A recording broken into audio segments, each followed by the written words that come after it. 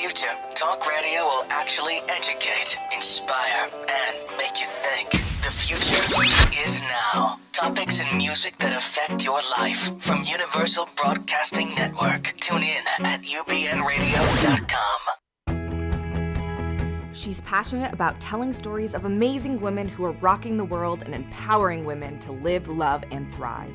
Here's your host, Katherine Gray. Welcome to Live, Love, Thrive Women's Empowerment Hour, brought to you by 360karma.com.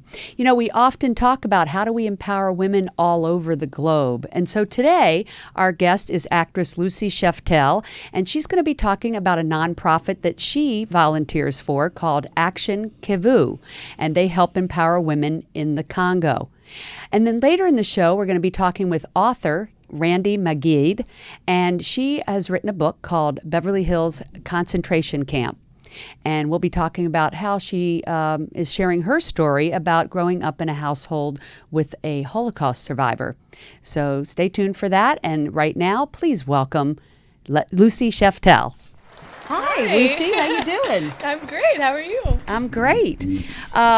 So tell me, you are an actress, obviously. So rare. I probably wouldn't even have had to tell anybody, and they would have known that. Yeah, it's so rare in this town, right? Yes. But I know you're not from L.A. No. Yeah, so I'm a Southern girl. Oh, I love that. Me too. Me too. Yep. Was born in D.C., which is Virginia. That's considered the borderline. South. Yeah. We'll count you. Yeah. I'm kind of borderline, but I also kind of have a New York Southern accent, so it's kind of hard to judge. Anyway, but you grew up in Georgia, right? I did. Wow. Now that's South. That's Southern. It's gone with the wind, South. Yeah. That's it. Yeah. And so how did a Georgia girl end up in L.A.? Well, I think I was destined to end up in L.A. since I was a child. I was always telling stories and acting them out. Always felt sort of a bohemian streak from a very young age. Yeah. And you said your parents were kind of bohemian, right? They are. Well, I don't know if they would. I would say they're lawyers with some bohemian influences. Oh, maybe. well, that's cool. Yeah, a little bit of the law. Yeah. But they weren't your, like, traditional, like they're very progressive. Yes. Okay, definitely progressive is probably the right word. Democrats. Yeah. So, Yeah. And so I'm always interested. Well, first of all, you then left there and did some off-Broadway stuff, did. right? Oh, I how went fun. to Syracuse for acting, Oh. and then off-Broadway after that. Yeah. Oh, that must have been a blast. It I was loved so living much in New fun. York. I love that city. I love L.A., But New York's its own New York is its own magical- animal. Yep. Yeah, absolutely. Yeah, they're two totally different cities, aren't they? Yes. Yeah. And I think Los Angeles, it's sort of interesting. I like to kind of pitch LA to Southerners who love New York as sort of the perfect blend of the South and New York City. Because people sort of have a more laid back, mellow vibe out here. Yeah. But sort of the buzz of New York City. Now, it's so funny because if somebody comes from the country and they come to L.A., they think it's very bustling. Yeah. Very like, intense. But to New Yorkers, L.A. is very so low-key. It's laid back like the South. Yeah, exactly. It's all perception. So how did you make your way to Los Angeles? It's the funniest thing. I had thought for the longest time, especially doing a study abroad program in London at the Globe, to do Shakespeare. Oh, fabulous. I just fell in love with London, and I love Europe, and my family is very much an Anglophile kind of family with relatives. And I thought, okay, New York City will be sort of a close second to this and has tremendous theater like London does. But I also love film and cinema. And this is your place. This is my place. Yeah. And, these out here, people can really reach a lot of audiences with cinema and tell important stories and, all these social issues that I'm very passionate about. Not that they can't in New York City. Right. But there's more. I came, long story long, I kind of came to recognize that Los Angeles is sort of more of a beacon for that than New York City. Well, I do think films and TV, and I've said this before as a filmmaker, they do help change the world, and they do make an impact, and they do help educate people. It's entertainment, but it also is very influential Absolutely. work in making the world a different place, which is something we definitely need to focus on right More now. than ever. More than ever. And it's neat too. I'm so sorry. Because it's a subtle way Yeah. of making people see other people's perspectives. Right. It's not Yes. lost in the politics of Right. it necessarily. It's a way that people can just, be a fly on the wall. Right. and Like, did you see Moonlight? I have not yet. Oh, my but I am gosh. so excited. Yeah, that's a little sneak yes. peek into a slice of life that most people wouldn't have Have any kind of any expertise indication on of or, yeah. yeah. In other words, unless you're living in that situation, this was like a poverty drug neighborhood in Miami, and unless you're living in that, you would know what that felt like. But the Right. movie was so good about making you feel like you were living in You that can fully resonate with Yeah. situation and what it was like and how people are born into these situations beyond their control. Anyway, it's a powerful movie. absolutely. There's a lot of great movies out. This Like, is a great, I mean, aside Yeah. from what's happening and the absurdity of the political sphere, Of course. the but, art is really rising to that occasion. It as is, well. isn't it? Especially with Hidden Figures. Oh yes. Love that. It's wonderful. Love that. Love that they talk keep about topping women's the box empowerment. office. Yeah. Like above Star Wars, even. Oh my gosh, Yes, really? I didn't know that. absolutely. That's Yeah. awesome. Yeah. Yeah. Go women. Yeah. And African American women. Absolutely. That's a great women's empowerment movie, if anybody hasn't seen it. So you came out here to LA, and somehow you've gotten involved in this amazing organization that I want to tell our listeners about called Action Kivu. Action Kivu. Kivu. But I like your Kivu. And it's actionkivu.org. Yes, Yeah. yes. So let's say that because we want people to be able to find it. And there, tell us how that organization, first of all, got started. Who are the Sure. founders? And I found that a fascinating story that I'd like to share. Okay, so there's kind of two parts to this story. Yeah. I'll go into my part of this first, just for the sake of explaining it. Upon living in Los Angeles for a couple of years and doing the acting thing and being so dedicated to that, because out here, everyone's chasing their dream. Yeah. And it's so easy to spend your 20s so consumed with yourself. Yeah. And to earn, earning money to survive Sure. and just all the normal things. But, I sort of reached a point where I thought, I really have to get plugged in civically now. Yes. As an adult And give back. citizen. Yes. And Because what people don't realize is when they're all busy focused on their art and making money. to change the world too, Yeah. ironically. That actually giving back ends up bringing this karma that helps promote and propel all the things that you're trying to do Sure. with your career. Yes. And to help the people Yeah. that you would want to help through your own art anyway. Yes, right, ironically. right. So you yes. got introduced. So I was searching for a cause and knew that, people will tell you don't do a cause unless you are 100% passionate about it. Right. Because you won't do it. You won't Yeah. go to the fundraisers. You won't. Yeah, it you know, does make put the sense to do effort. something that you feel impassioned to do. Yeah. Absolutely. So I knew women, education for women, Uh-huh. and then I've known enough about the Congo in the past to be very interested in that. I did some work with a Rwandese survivor back in high school when I was president of Amnesty International. Wow. Funny things. And kind of learned about that part of the world through Jackson. And I was working at my restaurant as hostess one night and working with a lovely co-hostess who's from the Congo. Oh, But she wow. doesn't recall it because they moved when she was a child. So she's from Valencia. And we were talking about it that night, and I said, I really want to get involved in an organization that helps women in the Congo. Oh my gosh. And then a woman from the Congo walks into the restaurant. The two of them start talking about Congo. And I'm like, do you know of an organization where I could help these women? And she was like, no, actually, I don't.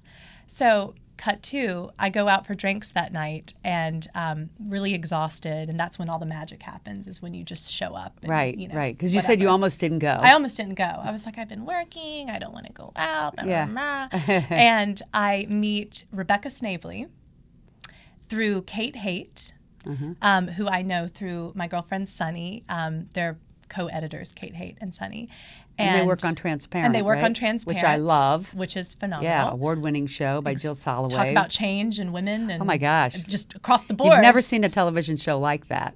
Yes. On television. Artistically, too. It's very revolutionary. Yeah, it's very cool. But anyway, we digress. Sorry. Yes, I could go on every topic. So I met Rebecca Snavely through Kate Haight, and I step into this cocktail situation, and Rebecca is regaling everyone with this harrowing tale of being in a van on the side of a cliff in the Congo and nearly sliding off because it was rainy season. Oh my gosh. Kate and Rebecca in a van.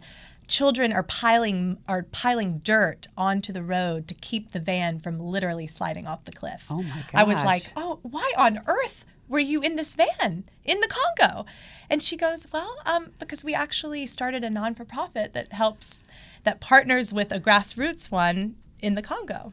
You know, it's so interesting. I always wonder if, like, the minute you put it out there in the universe, it answers and delivers. I think that, or if it's some sort of intuition, like you knew you were going to be working in something with this, and you kind of had a premonition. So I sort of set it up, to speak. Yeah, I wonder which it was, but however it was magic. How cool is that? Yes, yeah, what a great story. It really was. And so immediately you're like, I want to be a part of this. Immediately. I was like, first of all, Kate, you co-founded this amazing non-for-profit based in Los Angeles that helps women in the Congo and partners with an organization in the Congo there on the ground. And she was like, yeah. And I was like, God, people are just so, the more you get to know them. Yeah.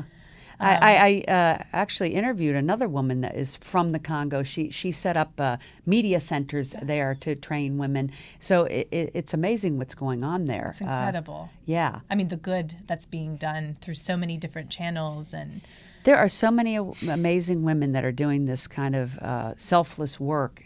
And how lucky that you got to meet these ladies that started this. They're amazing. You know, we were just talking about one of them is over there now, right? Yes. So Rebecca Snavely. Yeah. She flew from LAX over to Europe, just took a plane from Rwanda into Congo today. Like this morning. We were just saying before the show started, like, what kind of a person does it take to do that? Like, to be able to go somewhere like that? It's kind of dangerous. And the United States, by the way, says do not go. Right. Like, don't travel to this country. I just think that that's such a beautiful thing that someone has that kind of chutzpah and determination and Rebecca, heart. You met her briefly, I think, at the fundraiser. She is the loveliest, most gentle, warm soul. Yeah, well, you'd have to be an amazing, wonderful woman to want to help people in another country and to just put yourself out there. But she's so brave. That's brave. I mean, all alone. It's just, and she's gathering more of these women's great stories. Yeah, so that's awesome. It's going to be, we're probably going to have some phenomenal footage and interviews and insight into all the work that they're doing. Well, I know we have a picture of some of the crafts that you teach the women there. Yes. And give them skills so that they can earn a living, right? Mm-hmm. I mean, that's the whole thing. What's that saying? Instead of if you teach, is it the biblical? Teach them to fish instead of give them the fish. Exactly. Yeah, more but or less. but there's a lot of truth in that. Absolutely. You know, it's one thing to hand people food and clothing, but to teach them how to Provide make a for living themselves. and sustain themselves and their families is such a beautiful thing, and that's awesome. So I and know we had that. Oh, I'm so sorry. Yeah, I know we had that picture, and then I wanted to hear one of the success stories of one of the other women that you were going to tell us about. Absolutely. First, though, I'll kind of piggyback off of that and just talk about how Action Kivu sort of works in a dual way. Oh, okay. They, you know, as many people know of the Congo, rape and violence against women and children is out of control. Is a weapon of war. Yeah. And just such a humongous, I mean, it's a problem anywhere, but the way that it's utilized in that culture that has ongoing conflict is just astounding. Yeah. And it's very disturbing. They just passed some law in Russia that said that people can have domestic violence and not be prosecuted for it. Right, because it's their spouse. Something like that. Yeah, something like that. Something very backwards. You know, something's wrong with our world when we're saying it's okay for men to rape or beat women, whether it's their spouse or not. I mean, just another human being. Right, yeah, hello. Absolutely. So I'm so glad that this human rights and women's rights movement is really getting on steroids now. Yes. Oh, because yes. It's been even emboldened. even in the U.S., our culture cannot allow for this, and we set the tone for all the other women in the world and the countries in the world. We're the leader. We're the one everyone looks to. So we cannot say that that's okay. No. And I mean, look at what happened even last night. I mean, Elizabeth Warren silenced on the Senate floor. Yeah. Red carded, so to speak, and I mean, reading the letter of a woman. Has that ever happened to a man? I wonder. Well, here's the thing: I don't know. Yeah. But there were men in that contingency of the Democrats who flat out read some of the same excerpts from Coretta Scott King's letter, and they were not silenced. Yes, I forget the exact term, but yeah. It's a very until the world realizes, and especially our country, since we're the leaders, that women make up half of this world. Yes. More than half. Yes. And that until we are half of the decision makers and influencers in every industry, every arena, every country, that the world is not going to be in a peaceful, happy place until women are at half the table, because we bring a different essence to the table, a different thought process, and it gives balance to the world at large. Absolutely. And so all of these rapes and domestic violence wouldn't be happening with such intensity if more women were in positions of influence and power. And so wouldn't that be better for everybody? Yeah. I think so. So, and, you know, statistically speaking, too, I think it's very important to note that women, this is the Clinton Global Initiative that I'm quoting right now, but women reinvest 90% of their income back into their family, into their own families, whereas men, statistically, it's more like 35%. So even that really speaks to this, because women not only are at least half of the world population-wise. I mean, if women go on strike, then look at what would happen. Right. I've heard rumors of that. I know. Yeah. I know, rumblings. Hello, wink, wink. I know. On the other, you know, I would say that it just goes to show that women are just one of the greatest untapped resources. Yeah, they are. I mean, whether you take technology, science, politics, whatever, when you have both brains at the table, men's and women's, it's going to be a better outcome for the environment, for world peace, for children's education, all of those things. Yeah. Absolutely. Yeah. And so dialing it back to how Action Kivu works, it's a very, and I was very drawn to the organization myself because of this. It's very grassroots. There's a man on the ground who is like a saint. His name is Amani. I've not met him yet, but I will. Yeah. And he started his own program for local women there. Because Congo. he had cousins who were victims of this violence. Right. And once women are victims, they are completely outcast from society. They can't provide for themselves because of how the structure socially is so patriarchal, sadly. So then they're sort of up a creek without a paddle. And his wife trained his cousins, and then all of these women started showing up in this sewing hut. And they began giving them lessons, and then it grew from there.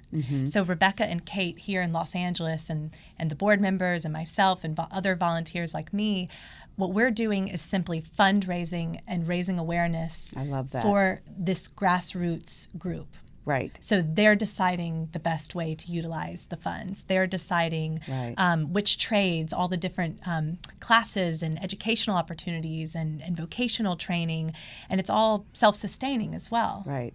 Because, as is often said, it could be a woman in the Congo that actually has the cure for cancer, or invents the next important vaccine, or just simply invests in her own family, and then her children are successful because of that. Right. And Action Kivu also plays into that role, offering scholarships and educational opportunities for the children of these women as well. Right. So it comes full circle. Right. So that those children bring all of what they have to bring to the table. Yes. Yes. Yeah. It is generational. We have to break that cycle too. Absolutely. You know, it's one horrible thing to have a victim of a situation, but then to also sentence their own offspring Right. to suffering a similar fate. Right. And just keeping that cycle going. Keeping we the have to cycle break going. that. Yeah, we Yeah. do have to break that with everything. How we teach the young men in this country to treat women, how to respect them, and then that permeates into the cultures around the It's world. the zeitgeist, and it's and you're absolutely right that right now it is so critical for us to come together as sister goddesses. You know, and it bothers me when people are like, oh, we just want to focus on the U.S. Well, if that's not the most self-centered thing. well, what happens to one of us happens to all of us. Right. And we have to care about people all around the world. Yes. I know some people don't want that responsibility, but... Or it can be overwhelming, and it can yeah. feel like maybe my money or my, my innocent knowledge of things is not nearly enough to make a difference. But you see, you felt drawn to help women in the Congo. So some other people might feel drawn to do something else. Yes. Everybody should have something that's passionate to them, but it doesn't matter where it is. Exactly. Because people are people. That's humanity. And so we should be loving and helping wherever we are, in whatever way we can, with prayers, with money, with just simply being kind to someone on the street that you see and making eye contact with them. And right. Well, it does saying, start I see with you, that. Yeah. Yeah. I had a Lyft driver this morning tell me, he says, I can't affect how other people treat me, but I can affect how I treat them. And I said to him, you're really wise. Yes, that is great. It's so true. We are letting other people affect us, and we shouldn't let them affect us. We don't have any control over it. It's not ours to take on. Yeah, we only have control over how we react to them and how we treat other people. And what we're outputting. Right. And so I know I've talked to quite a few people that have said, hey, let's keep moving in a positive direction. And so what that would entail is exactly what you're doing. Moving in a positive direction is, how can I help the world? Right. And you found something that's passionate to you in actionkivu.org. And everybody needs to find that. Everybody needs to find something that they are doing to You need give to back. find something that there is a fire. Go where the fire is. Exactly. Don't go where, there's a little bit of an ember burning. Right. Right. Because that's never some people it's animals, some people it's people, some people children, trafficking. yeah. I've had someone on that has one that helps children with autism. I mean, certainly one of these things must speak to everybody. Of course, because of our own unique experiences. Yeah, and that is it. Yeah, and so.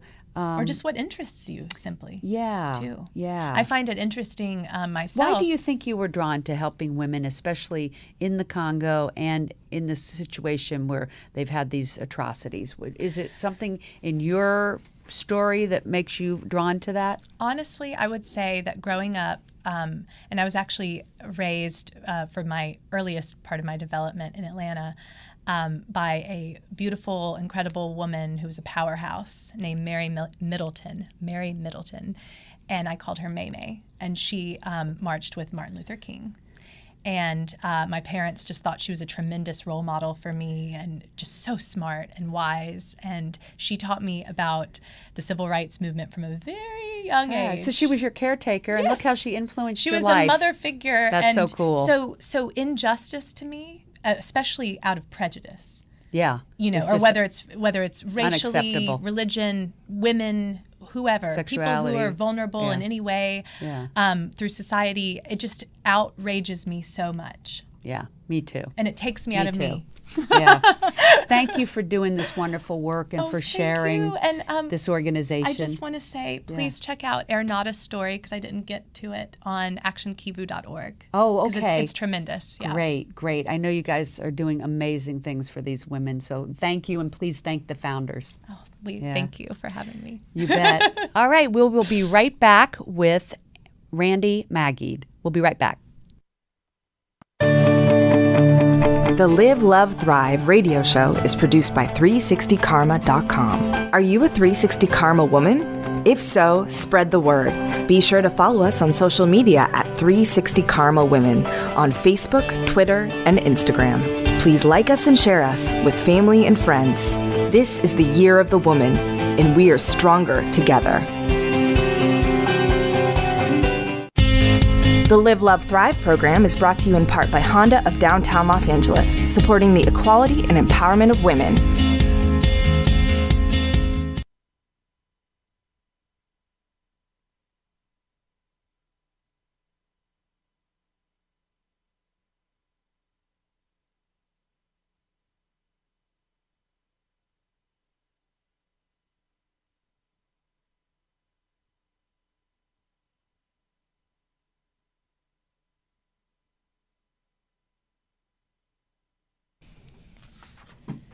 Hi, and we are back with Randi. Hi, Randi. How are you? I didn't want to say your name again because I want to make sure I don't mispronounce it. Randi Maggid. Maggid. And you told me Maggid means storyteller Right. in Hebrew. So how perfect that you're an author. It is. Yeah. Yes, it really is. Did you feel inside yourself that was a gift to be a storyteller? Yes. Yeah. I always wanted to write a book. Yeah. So it worked out. A lot of people do, but they're not necessarily writers, which is, like, thank God for ghostwriters.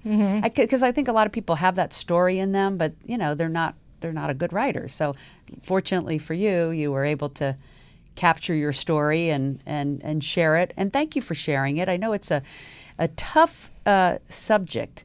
It's called Beverly Hills Concentration Camp, and you actually share your story about growing up with your mom, who was a Holocaust survivor. And on the show, typically, I'm talking about whatever people are doing today, and then we visit their background to talk about how it affects what they do today. But for you, actually, that is what we're talking about, is your project, your book, that actually is about your upbringing and all the obstacles that you had to overcome to be the awesome person that you are today, a mom and married and living this somewhat normal life. Does any of us live a normal life? But, right? Right. Yeah. So let's just share a little bit about the book, because I want people to pick it up. They can get it on Amazon, right? Right. First of all, I can't even imagine growing up with a mom that was a survivor. And I know a lot of survivors of the Holocaust won't talk about it. Was that kind of the case for you?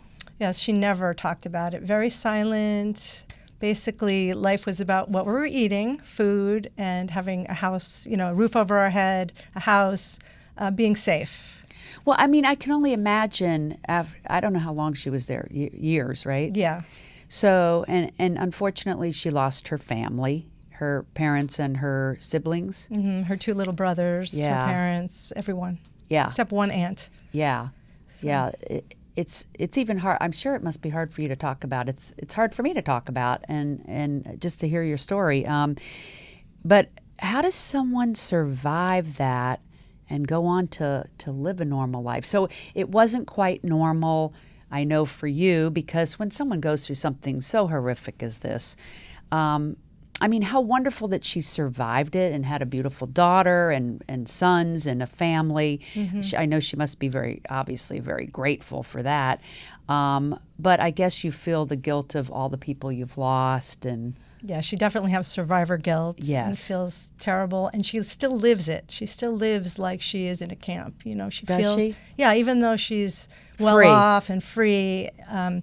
Yeah, she suffers every day. Inside. She thinks about them. Every holiday we have, her face changes. It's happy, then her face changes. Right. And you know that she's thinking about her family. Why aren't they with us? Well, you would think, I guess is there any way for anybody to put that on a shelf and live a normal life after that's happened? I mean, I know you did say she has shared a little bit about what they went through. I mean, obviously there wasn't enough food. They were barely clothed. They were cold. They didn't have blankets.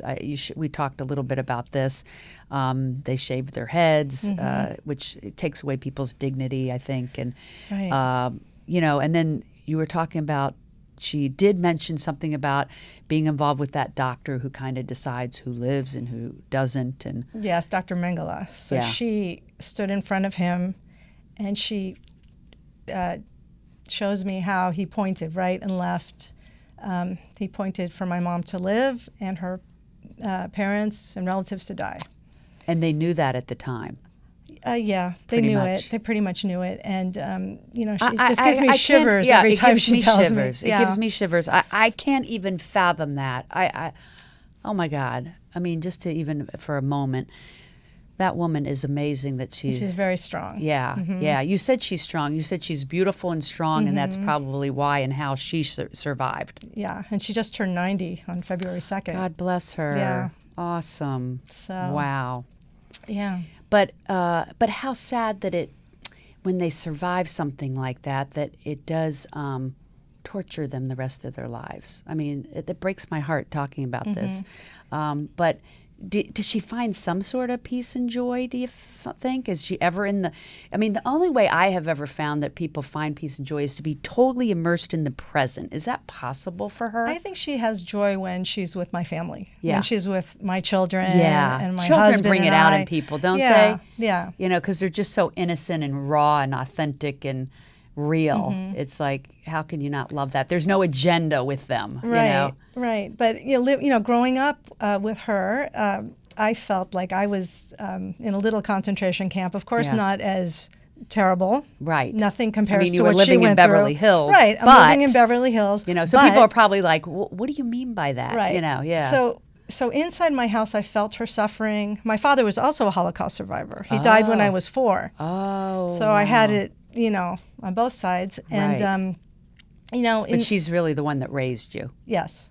And I had 2 brothers, and one brother had a mental breakdown, and he ran around the house acting like he was a German soldier, and he was 250 pounds and scared the hell out of me. And you said he would shout in German. Shout in German. He was actually born in Germany. He knows German, and he would scream at me, and I would hide and lock the door and hide in my bed in the corner. And how terrifying for a little girl. it was terrifying. And so every day after school, I went to Beverly Hills schools, and I came home. So you'd go out into this normal world and come home to this dysfunctional world. Exactly. Right. And you're out there trying to be normal. Very hard trying to be normal and have Right. friends and have a life. Right. And I come back and I have to put my backpack down slowly, tiptoe into the house so he doesn't know I'm there. Because if he knows I'm there, he will run in and scream at me and step on my sandwich if I make a sandwich for a snack. I was cruel. afraid. So I would run into my room and hide and lock the door. So this was my life after school. Oh, my goodness. You probably didn't want to go home. No, I didn't want to go home, so I joined a gym. So I worked out. I had hours in a gym. I got a job. Anything to get out of the house. Yeah, Yeah. yeah. How old were you when you left your house? When I got a job, you mean? Or when you left home? I mean, Oh, as soon as I got into college. yeah. I made sure I got a college that was far enough away. Right. So I didn't even apply to the closer ones. Right. So- I could imagine. You Yeah. must be a tough woman. Yeah, I'm pretty strong. Yeah, you had to go Yeah. through all that. I mean, and now you told me a few other stories, for some reason your mom just wanted you to have one pair of pants and a couple shirts, and so that's kind of weird, like going where everybody's all high profile at Beverly Hills High, right? Right. And trying to fit in. So I had one And what- pair what of was five. that about? I had one pair of 501 Levi's and a couple of shirts. Well, my mom thought that was a lot. If you were in a concentration camp, And you had nothing. Yeah, a pair of pants and a shirt. Wow, that's something. You have enough. Right. And I'd go to school and at Beverly High and at nutrition, there's girls wearing Chanel suits. And not that I'm a designer person, I'm not into that, but it's still, people made fun of me. Sure. Why are you only wearing one pair of pants? Right. Don't you have any clothes? Why doesn't your mother buy you anything? Right. And So- you couldn't explain it to them. No, because I just couldn't say anything. Right. Right. And my brothers got whatever they wanted. So this Yeah. is interesting too. It's that I found odd when you told me that. What do you think that's about? The males were more important. My mom was raised that way. Thinking that. Wow. Yes, thinking that, and who knows how she was treated in the camps. So, Yeah. but still, the mentality was that males were more important in general. Right. How sad. Do you think she still feels that way? Sometimes, yes. Mm-hmm. Yeah. Interesting. I wonder what it would take to change your mind to realize. I mean, her daughter wrote this amazing book. She should be thinking, rock on. That's true. I know She's she was happy. proud of you. Mhm. Yeah, she was happy. So that made you feel good. She was. It makes me feel great. We have a much better relationship now that I wrote it. Yeah. So- I mean, because of everybody in the family, you're the bold one that wrote it. Right. It took a lot to write that. That's a very vulnerable book you wrote. It did. Yeah. It was hard. Yeah. It was really hard when it came out. I was terrified, Sure. and now I am Now you feel thrilled. free. Very free. Yeah. Yeah. It's so interesting, right? When we shed light on the darkness, it's no longer dark. Right. It's not a secret anymore. And then it doesn't hold power over you, right? So it Right. helped empower you to write the book. And I know you told me you wrote it not only to heal yourself, but to heal other people that live in homes of Holocaust survivors. And other people. This And is other people. Anybody that suffered a trauma or Right. has anything. I have so much in my book. It covers a lot of issues. Right, right. And, Because you had an eating disorder, right? Because of the way things were handled in your house. Well, I don't know if I have an eating disorder, but I do struggle with The food thing, yeah. With the food, now, yeah. I remember this excerpt in your book about, you said your mom would go down and buy like all these pastries for breakfast every morning. Every morning. Because she wasn't used to having all that food. And so once you do, it's like, Oh, yeah. She look went out, to you know. Benish's Bakery in Beverly Hills on 3rd. Oh, yeah. She'd walk there. We had delicious things. And Right. then I learned about calories, and that one Danish was, I don't know, 2,000 calories. yeah, And yeah. so, yeah, I corrected myself. And that was like so not L.A. Right. And actually, Since everybody in L.A. doesn't eat carbs, you know? Right, exactly. But, going on a diet or watching my weight was a bad thing in my house. I was a bad girl. I was, rebellious. Right, because I mean, you take a woman who was starved for years, and then pull her out of that, and then she must think food is like, a godsend. It is, It you know, is. and so that must be how it put it out of whack. Like she wanted you to eat a lot. Oh, yeah. She Yeah. had big spreads, and she was a very generous person when we had guests. Right. And she had big spreads of food. Yeah, And then she would leave it. She'd leave it out for the whole day after, so that if we were still hungry, we might pick at something. right. If you're walking by, maybe you'll grab that cheese slice, Right. But I can understand if you're starved like that, how you would think It you want comes it to from always love. be a feast. Yeah, that comes it from comes love. from love, yeah. Yeah, that's good that you looked at it that way.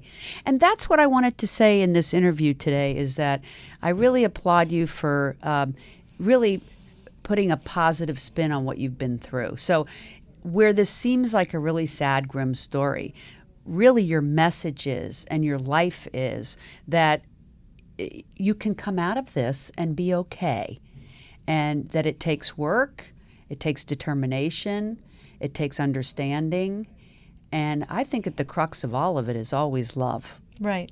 And I you have think- to love yourself first. I think you have to love yourself, and then you just love that person no matter what. Unconditionally, you have to say, oh, well, they did the best they could, and it was really tough, but like you said, the food and things, that was Right, love, Right. Yeah. So I took my healing. I went to a lot of healers, a lot of teachers. I bet you a lot did. of alternative things. I tried everything. Yeah. I spent quite a bit of money on myself because I have kids and I just wanted a better life for everyone. Right. So when you heal yourself, you're healing everyone around you. Right. You're healing your whole family rises to a Right. different place. Right. So when you got married, and I know we have a picture of you with you and your husband getting married, and we have a picture of you and your mom, and when you got married, had you written the book yet? No. Okay. So you still were having a lot of issues. Yeah. Oh, yeah. I still blocked out everything that happened to me in my house, and I carried it in my body. So you did the same thing your mom did, because that was you. I mean, she blocked out everything, kept it inside, and Yes. then you learned that probably from her, and that's what Yes. you did. She told me not to talk about it, not to tell anyone. It's our problem. It's our business. Right. So I kept it in my body. And eventually I turned my head. I hurt my neck. I could not move. I was stuck. Right. And my journey was to release the pain, Right. to get out of the pain. It took me a few years. Right. And now I have the skills to help other people. So Right. not just with the book, but I became a healer. So I Right. help people heal themselves. Right. And that's my mission now. I just want Wow. everyone and to you feel realized better. that was another gift that you had, was the ability to help heal people. Wow. Yeah, because I can feel it in them. I can see it, feel it. I know what to do. And it's Wow. instinctive now. Wow, that's amazing. Mm-hmm. What a gift. Yeah. So that's what I wanted to convey today, is that you've taken all this you've been through and put it into such a positive life. Yeah. Yeah, and my life just keeps getting better. Yeah. And I'm happier and happier, and I almost don't feel in my body at all anything in that book anymore. Right. I can talk about it, but I Yeah. don't feel it. Right. I don't carry it. Right. Because once you process it and let it go, it no longer resides there. Right. Yeah. It doesn't have a home anymore. Yeah. Yeah. Wow. And so when your husband met you and you got married, did he had no idea your background or? Oh, he knew my background. Oh, yeah. But I don't think either of us knew how much pain I was going to get into, Right. and that any of this would happen. Right. And interesting thing is that, it's kind of sad, but we were talking about this yesterday, is my father had another family, that got killed in the Holocaust, and he had a baby. So the baby got killed in the Holocaust, and so I had a half sister that died. And I would never have known that had I not met my husband, whose mother met my aunt in Israel, and they talked about it, and she told them. What a crazy Because story. my mother Wow. did not want to tell me anything. She didn't. She was that quiet. Right. So it was almost a little miracle that I learned a little bit more. Right. And so now I feel even more connected that I had a sibling. Wow. So it's very That's interesting. some story. Yeah. Yeah. And so what is your life like today with your children? And we have a great relationship. That's my great. kids are amazing, smart, high honor students. My daughter's very outgoing, and my son wants to be an engineer. They're both, he's Amazing. 14 and she's 17, so they're still young. Yeah. But if they ever have any issues, we do alternative healing. We do breath work. If my son has a little anxiety before a test, Yeah. he asks for breath work. Same with my Right. daughter. Right. So we do that. It's fun, and it goes away. The Yeah. tension goes away. Wow. Yeah. That's great that you're able to pass that on to them and that they could have this amazing childhood and upbringing. And, because that's what we were just talking in the first half of the show. Turn this way a little bit. So we were talking about how generations repeat. And so you are breaking that what's the word I'm looking for? Cycle. Hello. Right. It's that over 40. I couldn't think of the word. Breaking that cycle. So Right. good for you. Because if you. you hadn't, it would have perpetuated. Yeah. Yeah. How are your brothers today? Well, the oldest one passed away. He had a my heart gosh. attack, and I have The one that thought he was the German? Yeah, and now I Wow. would say we have a better relationship. Yeah. But spiritually, I feel him, and Yeah. I know he didn't do it on purpose. I'm healed Right. from that. Right. The other brother, I have no idea where he is. You have no idea where he is? He No, left? he just took off. Yeah. Wow. And do you think that's because of he couldn't handle the upbringing? Do you think it was? I don't know. He had his own issues from the Holocaust. I would say, the epigenetics, the Right. inheritance that we have. Right. People going don't on always with our know what genes. that is. Let's talk about epigenetics. Yeah, it's what our genes carry from the past. Yeah. So what I found out was that there was a study done in New York at Mount Sinai Hospital, and 35 Jewish families were studied, and they were either concentration camp survivors or people who ran and escaped it. escaped. Uh-huh. But they had a genetic stress marker that got passed on to children, Wow. and they say also grandchildren in the So study. the children or grandchildren are born with this stress DNA or gene. They call it a tag, but yeah. It's, And so it means when they're born, they're like a stressed kid. Like, is that what it means? I'm not sure. I think it just can come out, and you feel Yeah. different. Right. And Because of the past experiences of people in your family. right. Yeah. And so- it makes sense. I mean, it sounds plausible. Right. And they Yeah. also found out that the people who have these genetic markers or tags, they couldn't have gotten them from something that happened in their life now. It had to have come from the past. Right. So that's really important research for the future. For other people who have had traumas, it doesn't have to Right. be about Jews. It's, Right. Yeah. What is your advice to other women or men that are growing up in households with survivors? What would be your With survivors now, yes? I think they should meditate and do breath work, 2-stage pranayama yoga breathing, and find what's good for you, because there's so many alternative things you can do to heal yourself. And you can try to help the others in your family, but to help yourself first. Right. Yeah, like I was saying on my way here, I had a driver say, you can't affect how other people react, but you can affect how you do. Right. And so I would think in that situation, you want to help and fix that person, but the likelihood might not be there. So the only thing you can do is work on you, which is what you did. Yes, because when I was younger, I felt nothing but guilt because I could never make my mother happy. Right. I couldn't do anything. And at some point you got to a therapy and realized, oh, it's not me. Right. You know, but there's things you could do to make yourself happy and grounded. And somehow I'm affecting her too. So because writing the Right. book, I mean, I was terrified to give her that book. Right. And I just gave it to her, and she smiled at the title. She thought it was hysterical, and not hysterical, but funny. And and she was proud. She said she had her caregiver read her the book, and my husband asked her, "What did you think?" And she said, "Well, it's true." Wow. So I know I did the right thing. Even though you're writing it, and you're thinking all this stuff is crazy, some of the stories you've shared with me are kind of, hard to believe, is that they must read it. They know it's true.